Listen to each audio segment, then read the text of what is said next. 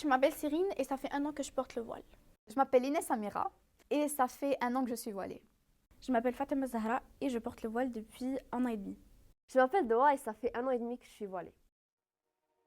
Pour moi, une femme musulmane, dans une société comme Montréal, c'est une femme en accord avec ses valeurs et ses principes.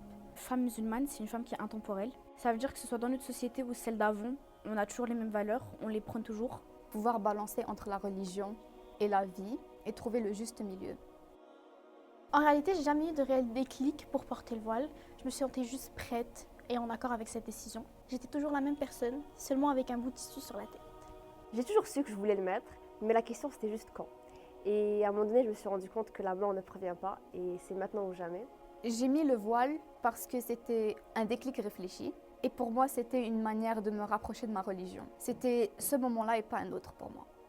En fait, déjà, je savais que j'avais envie de le mettre, mais j'avais jamais passé le pas. Donc des fois, je le mettais, puis quand je sortais, en fait, juste je l'enlevais. Et souvent, quand je sortais dehors, j'avais l'impression d'oublier quelque chose. J'arrivais pas à sortir sans me dire que, en fait, je le portais pas.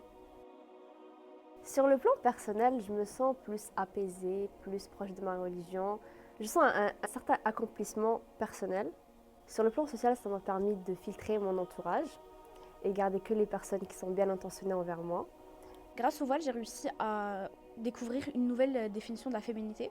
Aujourd'hui, j'arrive à voir la beauté de la femme de 1000 manières différentes et pas que celle de la société. Je pense que le voile m'a apporté beaucoup de positif, mais ça m'a surtout apporté une tranquillité d'esprit, un accord avec la personne que je veux être et la personne que je suis.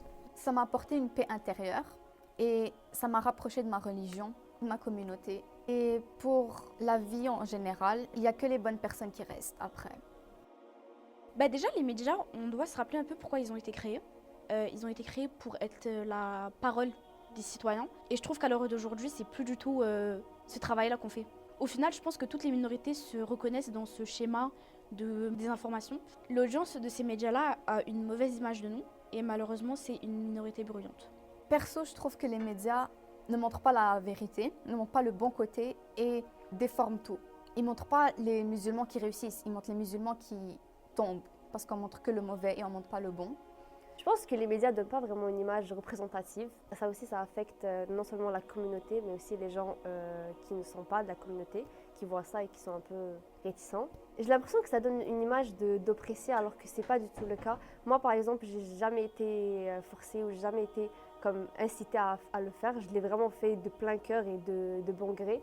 Ils décrivent la femme musulmane comme étant une femme soumise, comme étant une femme extrémiste.